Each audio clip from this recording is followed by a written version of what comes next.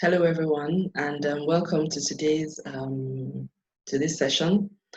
My name is Sola Abulu. I am the principal consultant, founder, CEO, whatever you may call it, of Sola Abulu and Associates, and we're a strategy and communications consulting firm. And this is our channel, which is dedicated to learning and just growing, sharing our thoughts around strategy, communications, leadership, workplace learning, all that sort of stuff. So please subscribe if you haven't done so already, because we're going to be churning out videos and just sharing our thoughts, and of course your comments, feedback most welcome. If if there are any other topics you want us to treat that you feel we haven't, that we're yet to point on, or you want more depth on, feedback is most welcome. Thank you. So hopefully this session will be nothing more than 30 minutes or less, but let's see how it goes. So the title of today's session is around crisis management, and the topic is understanding the difference between crisis management and business continuity. I hope you can see my screen. Anyway, so yeah, and the reason why I decided to do this was because, first of all, I have a background in communications. I've done it for a several number of times. You can look me up on LinkedIn and you can get a sense of my profile. And I have about 10 years or so in active crisis management in the last 5 to 8 years, even, just before this pandemic. And I was a bit surprised. I attended a webinar recently, and by the way, I'm based in Lagos, Nigeria, and so, well, although it's immaterial since we're all in a virtual world these days. But so I attended a webinar which was based in Nigeria anyways, and most of the participants were senior executives from really big brands and companies, and it was around crisis management. And I was expecting to hear, insights about how they were managing their brand. Rather, all I heard was all around business continuity. It was about operations, it was about business resilience, it was about getting things going, and I kept listening and waiting to hear more about crisis management in the sense in which I know it to be, and I just didn't get that. So I knew at that point that I needed to do an article, which I did on LinkedIn. It's gotten some views, but I felt that perhaps it was necessary for me to also, dice it into different forms. So this is the video edition of it, a very short form of that. And there probably will be an article version, or rather a slideshow version as well, just so that for different audiences, we have a bit of that message, just for people to understand, and let's begin to have that conversation around the difference between crisis management and business continuity. So this is going to be, stay with me on this one, and I'm going to be making a lot of reference from stuff that I also saw online, so that I'm not just sharing my own views, but that it's actually steeped in reality as much as possible. So that's what we're talking about today, the difference between crisis management and business continuity. So let's get into it. So I got this definition from the internet. It was actually written by a man called Tony Jacques. I hope I pronounced that correctly. It's documented. I found it on the Umbrella site. You can see the details there. And he says, any organization which imagines that a business continuity plan makes them crisis prepared is due for a big and costly surprise. And honestly, it's not often you find a quote that just speaks to exactly the way you feel, but these are words I could have written myself. It was so perfect. I just felt, just quote this. And he said, business continuity is just one element of strategic crisis management, and the failure to recognize this can leave you dangerously vulnerable to operational and reputational risk. Now, this is so true that I can't overemphasize it. And what this just says to me is that there has to be a lot of experience behind a statement like this, because otherwise business continuity plans look very, very capable. And if you're an organization that has built a very robust plan and it has delivered for you in periods of incidents and issues and I would say minor crises, then it will be difficult to accept that there is a tool that is better suited to managing a crisis.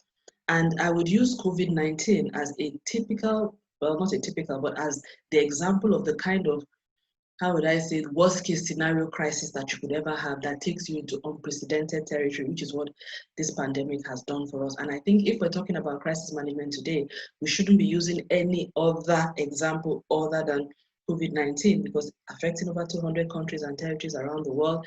It is ongoing. No one knows when it's going to end. It's multifaceted. There are economic aspects of it. There are political issues. There are health issues. There are safety issues.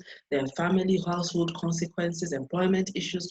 I mean, it's every aspect that could be touched. It has caused domestic violence in some countries, in some other countries, some other, gender-based violence, all sorts of things. So the worst case scenario simulation that you could have for a crisis, COVID-19 has delivered on it. So let's really look at what crisis management should be in its best context. And what I've done there is that I am not going to go into the definition of a crisis, although maybe I have a slide or so, but then what we say is that a crisis is something that causes disruption in such a way that is unplanned. It threatens the organization of the company. It threatens how things are being run, the steady state operations, either of a brand, of a business, or an organization.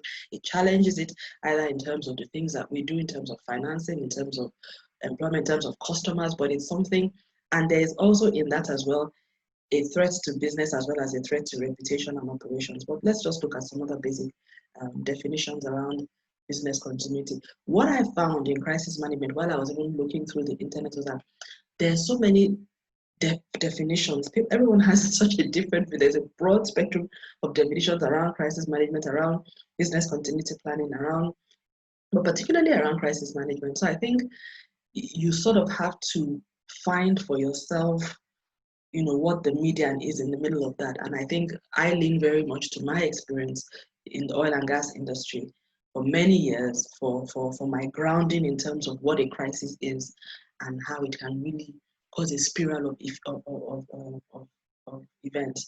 And I think anyone who is a communications expert or anyone who has involved in crisis management, either as an organizational leader, as a business leader, as a brand executive, or perhaps as a communication professional, I think you would know what I'm talking about. And if you don't, then this presentation is extremely useful, or should be, hopefully very extremely useful to you. So business continuity planning, and I got this definition from Search and Disaster Recovery. Again, like I said, there were many definitions on the internet, but some more useful than others, more relevant than others, some dated, some. So I felt this one worked based on how I have seen business continuity planning being used. And I think all of us are familiar with this. In my former industry, it was called emergency response and that sort of thing.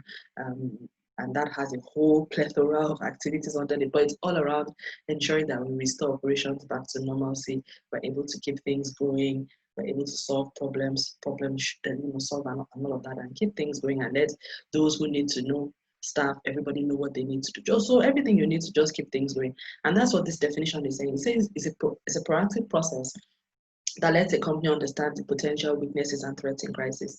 You assure, it makes sure there's quick and efficient reaction to business interruption. So every crisis is a crisis for you because your business is interrupted. Your smooth running of operations, and COVID did that to everybody. The lockdowns affected us. It affected how we moved, the movement of goods and services. It affected customer traffic. It just affected so many things, whether business, whether organization, whether brand, at every level, individuals, big brands, everything. So a business continuity plan is what you have in place already. It's proactive.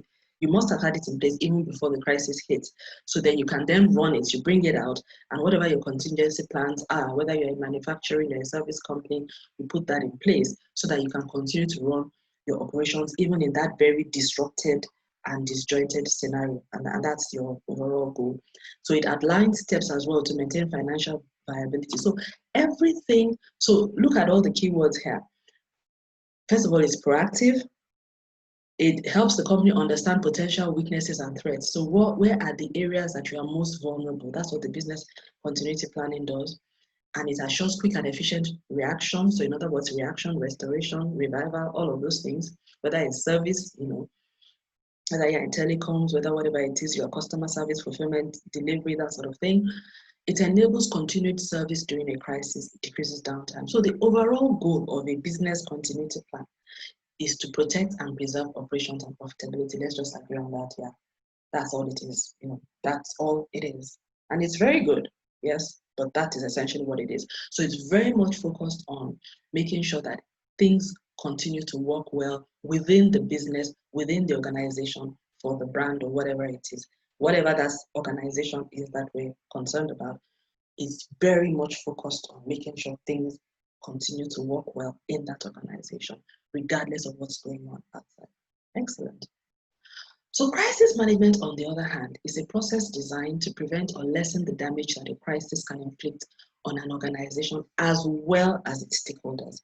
So when we looked at business continuity planning, we found that it was very much, if you look at everything written there, and I go back to that slide, it's all around the business. Company, you see the word company, you see business, you see service, you see business downtime, you see financial viability, you see profit, you see operations. It's very much focused on that microcosm or that macrocosm of the organization. That is where the focus of business continuity planning is. Crisis management, on the other hand, is very much focused on not just the organization, but also on its stakeholders. So it has an internal view as well as an external perspective. So it's looking inward, it's also looking outward. It doesn't have a blind spot. It doesn't have tunnel vision, just looking this way. So crisis management is a process that manages reputation. It protects the organization from developing a crisis within a crisis. And let's just stop there, because I think what happens to a lot of organizations is that they're so focused on resolving their internal drama and the challenges that there's a massive blind spot on what's happening outside.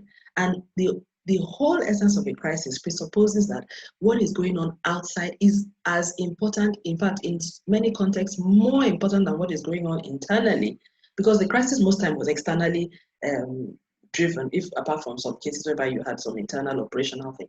But like COVID-19, this was a force majeure, very much externally driven. But then there's a way in which we can manage that crisis, that we will now develop a crisis within the bigger crisis context. And that's what crisis management seeks to prevent. Business continuity planning cannot really help you with that. And particularly business continuity planning can only help you from developing an internal crisis within the crisis. And even that, you must be a very effective BCP to be able to do that, because the BCP will be, and I'll talk a little bit about that. I think some of the examples will go on into clarify this, what I'm saying now, and I hope I do get that. But that the crisis that we developed out of being tone deaf or being unaware or having a blind spot to what's going on outside of your tunnel vision, internal view, it is only a crisis management process that will enable you to do so, because it's looking at different things. So business continuity plan is looking only at your business and your resilience actions. The crisis management plan is looking everywhere. It's a 360 degrees view. It's looking inside. So it has an overview of what's going on in business continuity planning, but it's also looking externally as well, so that anything that is coming is able to preempt it, is able to mitigate it, and is able to protect the actions that are being taken internally. I believe that organizations that use the business continuity plan solely as a tool for crisis management, they are extremely vulnerable. And if you have escaped it up to this point, count yourself very lucky, but we're in for the long haul. In this crisis, you are still vulnerable for a crisis, to a crisis within the crisis, if you do not have a crisis management structure in the form that I will be talking about as I go on in this presentation. So, a crisis management plan enables the organization to do the right thing and also to be seen to do the right thing. And this is another failure of business, or rather limitation. Let me use that word, limitation, because the BCP is actually a perfect, wonderful tool. Every organization should have a BCP. If you don't have a BCP, you're going to go bust. So let's just get that out of the way. This is not to say at all that a BCP, a business continuity plan, is not useful. It is useful. It is the starting point, but it's not the end game, and it cannot be the ongoing tool that you use throughout the life cycle of a crisis, because the crisis evolves, it changes, it becomes dynamic, new things come in, certain things are priority at a certain time, certain stakeholders, just different things are thrown into the mix, and some issues become more prominent over others. And if we're so engrossed in what is going on within our own service and organizational structure, we'll miss a lot of things. And by the time the thing hits you, I mean, you are gone. You don't have a force field. You're just completely, all of your work is just thrown into nothing. So a good crisis management plan enables us to do the right thing and then be seen to do the right thing. There are two different things, because you can do the right thing and then you cannot. People may not even understand that that's what you're doing. But a good crisis management, because it's very focused on reputation, on stakeholders, and on social license to operate. It is equipped. In fact, the skills, the people that are on that team are people who have the ability and the expertise to advise in this area, as opposed to the business continuity plan, which is run by the business or the operational leaders, factory managers, process leaders, customer service execs. These are people who, it's not really their role to do that kind of thing. So the structure of the crisis management team is completely different. And the resources, the human resources, the expertise, the skills required to be on the crisis management team are quite different from what is required to have a BCP.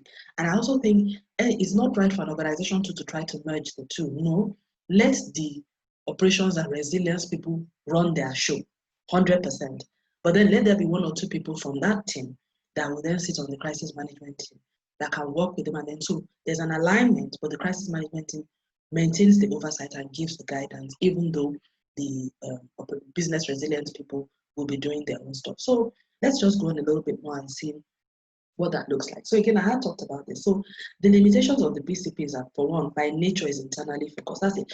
In a crisis, the worst thing you can do to yourself is to be internally focused. I mean, that's just not on, particularly in COVID-19, and I see a lot of that. I see a lot of inward tunnel vision, and oh wow. Anyways, you really need to watch that.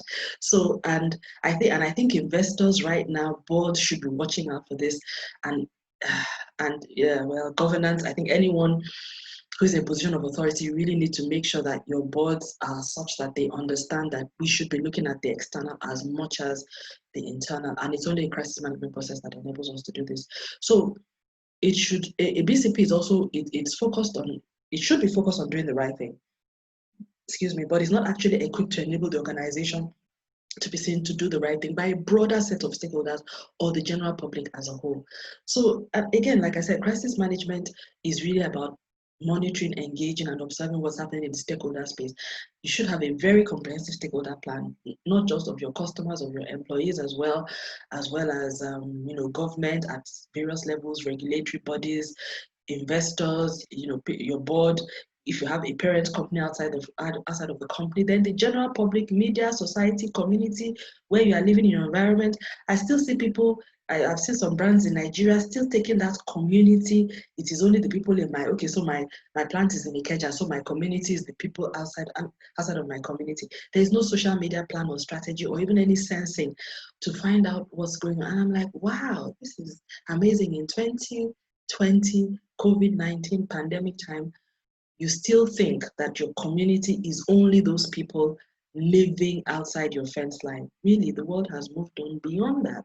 And we'll see some examples, lessons from COVID-19 over this period that shows that this sort of thinking really has no place in today. Didn't have any place even 5 years before now, but certainly not in the pandemic world. It really has no place. It's a massive threat. One may have escaped any problems as of now, but it's just waiting to happen. And so another limitation is that you may not anticipate the potential impact of an evolving or shifting view of what the right thing is. Remember, we had said that it's important in crisis management to be seen to do the right thing and to be seen to do the right thing. But and this is the challenge with crisis, because the definition of what the right thing is continues to shift. And even on things like workplace safety, we have seen it shift severally. Okay, use face mask, no use face mask, use shield, 2 meters, 1 meters. You know what I'm saying? Asymptomatic, symptomatic, we've seen that shift. So if you don't have somebody keeping pace of that external conversation to find out that to keep my workers safe, what is the sentiment around? So beyond what is advised, how do people feel? What do people feel is right for me as a brand to do to keep my workers safe? It's important you know that, so that you know how far or how close you are to that sentiment. Because if one day there is a conflict between that external sentiment and your internal plans, there will be problem, and you will not even understand where it came from. And that is what crisis management process, a good crisis management process, stays abreast of. So there will be somebody, the stakeholder management expert in the crisis management team, who will be the one keeping pace of that external conversation as well as that public sentiment, weighing it against your options. So when the BCP people come into the crisis management meetings and they're telling you this is what they are doing or what they've done. That stakeholder management expert can say, please be aware, this is the conversation going on externally. If you are doing this, bear in mind, this is in line, this is over and above, we're exceeding or it's actually falling short. We noticed in this company or in this brand, there was this issue, they did this, just be aware. You are able to give that nuance that helps to protect the organization from any social media or reputation risk.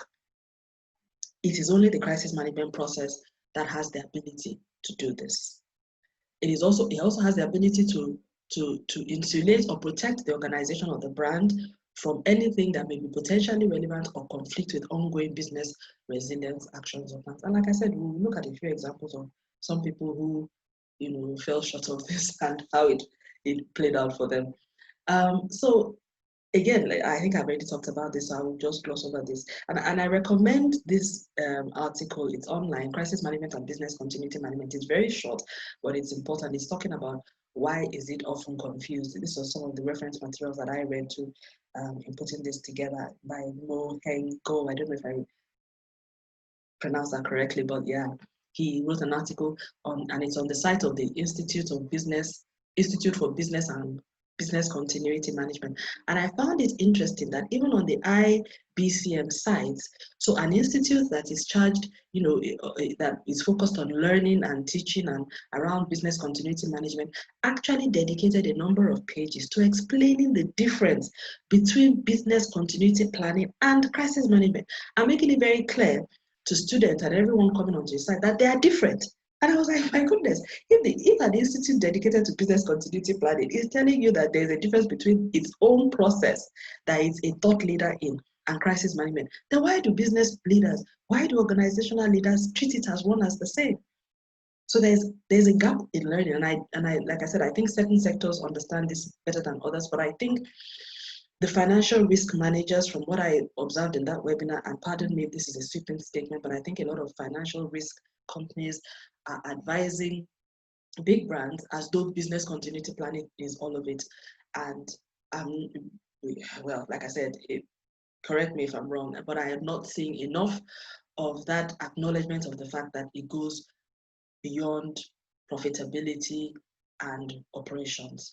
So the crisis management process, like I said, manages business and reputation risk, thereby avoiding loss to profitability, yes, reputation and ability to operate. And ability to operate is when really you fall short of public expectation, and at some point, then that causes some sanctions that then bring about, that impact upon our ability to operate. So the ability to operate here is not just a technical ability to operate or a commercial ability to operate, but it's actually a socially driven ability to operate. Every organization and brand requires a social license to operate, whether we realize it or not. And that social license is driven by, when society just accepts you and says, yes, it's okay for you to be here and to be doing what you're doing.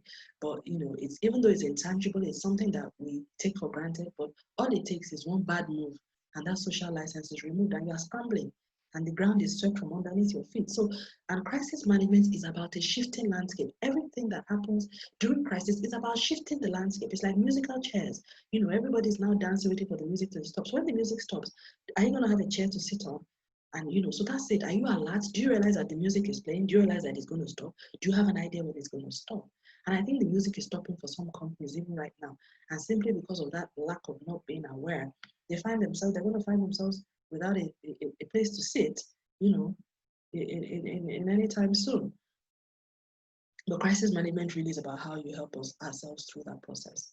So lessons from COVID-19, and I found lots of examples on the internet, but I just picked out these three because I felt, well, let me just make it pretty high level. And I'm not going to mention any brands here because this is not a name and shame. But if you go into the internet, I guess you can get a bit more detail. But I'll just share what happened in such a way that it can make sense to us and we can, sort of like get the learning. That's really what this is about.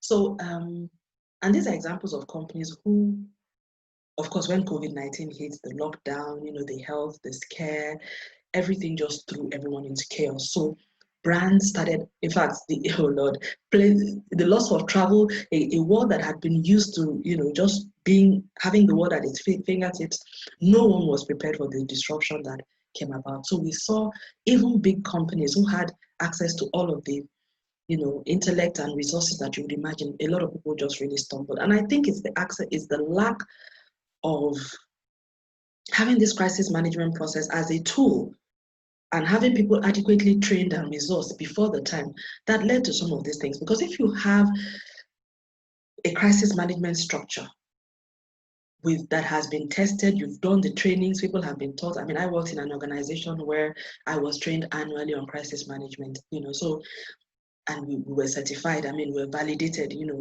if you had that kind of structure in place, some of these things would have been avoidable. These are all avoidable. These are all crises within the crisis, and they were all externally driven. In some cases, internally as well, which is why I also say when you are too focused on operations, you have a massive blind spot, and even, the elephant in the room, you can't even see it because you're so focused on just getting things working and you're not looking at people.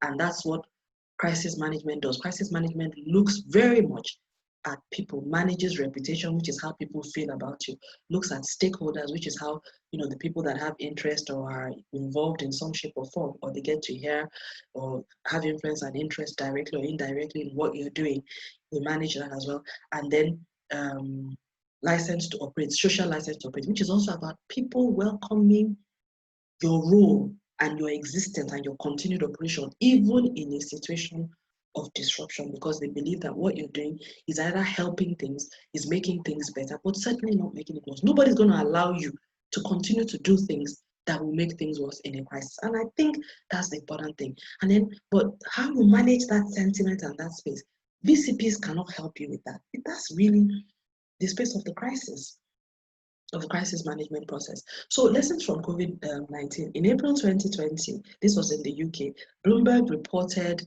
a situation whereby 3 leading UK retail brands, in their reaction, was almost like a knee-jerk reaction. One of them tried to, and these are like 3 British billionaires, very well-known people. One of them, very well-known billionaire, he requested for a government bailout while the backlash was sudden and it was nasty. And another one was, and this same person also asked his staff to proceed on unpaid leave. So people were like, how do you, that didn't go down really well at all. Another one engaged in a lot of staff dismissals. This was a retail empire as well. And the third one was a sporting goods store that wanted to defy the lockdown and felt it didn't affect them. They could keep their stores open despite the lockdown. In fact, that last one, the decision had to be reversed like the following day because it didn't go down well with people at all. And I don't think he fully understood that would be the reaction that he would get. And all 3 of them had to, they had to dial back on their action. And you wonder, what were they thinking? Yes, they were thinking of the bottom line. They were thinking of profits. They were thinking of operations. They were thinking of getting, investors' returns. They were not thinking about reputation. They were not thinking about public sentiment. They were not thinking about social license to operate. They surely were not thinking of external stakeholders. They didn't have a society lens. They were running business continuity plans, and it damaged. It impacted their brands negatively. The second one was in my home country, Nigeria, where a pay TV company, the leading pay TV company, actually 60% market share, according to some reports, decided to raise their prices about 4 months into the pandemic. And it made a lot of sense, business sense, because they were responding to an increase in VAT also. I think either it was an old one or a new one, I'm not too sure of the detail, but they were responding to that. And they wanted to build that into the price. But guess what? The public had a different view. They felt now is not the time. And that sort of thinking is counterintuitive, because in business, operation will be wondering, really, how can, it's my bottom line. My pricing structure, you can't tell me how to run. Yeah, but yes, in a crisis, nothing makes sense. It's just the thing. You can't run a business continuity plan in the crisis. So there was a massive social media backlash, which attracted regulatory attention, and the regulator ordered a reversal of the price like almost immediately. And there was even a threat of wider restrictions, against the company artificially. So in short, by a very well-intentioned, business-driven action, you then attracted something that was far beyond what you were thinking and potentially putting your market share at risk. And this happened in my own country, and it's well documented in the newspapers. You can go and check it out if you so desire. And in the US, of course, there are many examples in the US as well. I'm just taking this one. This one's a leading US retail giant. I don't want to mention the brand, but we all know this thing. Everyone knows this brand, and it faced a lot of backlash over its COVID-19 safety measures. So this company was one of the companies that benefited during the pandemic because people were on lockdown and they have to do a lot of delivery. So it's a retail slash sales slash warehousing and delivery company, the market leader globally. And there was a lot of increased orders over the period. So definitely business continuity planning kicked in to make sure that people could, that their workers could actually meet up with that demand. So you can imagine more shifts, people working. There was just a lot going on. And the people were very concerned. I mean, I guess the business leaders are probably very concerned with rising up to meet that demand, because they were actually having the opposite of what other people were experiencing. So more business as opposed to less business. But in the process of doing that, no one was looking at the impact that, the perception that was coming in externally of people's thinking that about workplace safety and measures, and the company not being seen, not to be doing enough to protect its workers, working at such a frenetic pace, during the time of the pandemic. And so the company ended up attracting a number of lawsuits, both in the US and in Europe. And the accusation is that the firm profited off the pandemic while leaving its workers unprotected. This was reported by the BBC in June. And that's still an unfolding issue. So of course, the brand is in question is a very big one, and they have deep pockets, so they can't really go the length in that. But then, if you are not a company that is that deep, I think this is a drama you would rather try to avoid. And there were many examples of this, So, and most companies, I think, when they fall into this social media backlash space, it's really when you have that tunnel vision and you're taking a very internal view of what's going on. You're just looking at your bottom line. Every organization, if you have more than 100 workers, I don't know how many I would say, but you just need to have a crisis management team and have people looking at reputation, people looking at social license to operate, and people looking at stakeholders in a broad sense. You just need to have that. It's not optional. And this is the structure. I'll just do this as a very high level thing. I'm rounding up now. I think this is my last slide, where I just talk about the structure and the processes that helps to deliver this. So like I had said earlier, the business continuity plan or the business continuity process, let that run on its own. Give it all of the support that it needs because it's the baseline. You must continue operating anyways, so that it's fine. I'm not saying that's absolutely essential.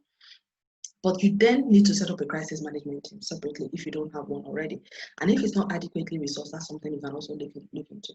A crisis management team manages stakeholders, reputation, risk, and societal license to operate throughout the life cycle. It's going to be running until COVID-19 is down and buried, whenever that will be. And now we are hearing projections 2020, some people are saying 2021. I think no one is saying 2020 really. 2021, 2022, some people are saying we will have to learn to live with this, but then so we all know that we're in this until next year at the very least. So the crisis management team manages those three aspects. Business continuity focuses on profitability, resilience, contingency planning, very important, and give them the support to do so.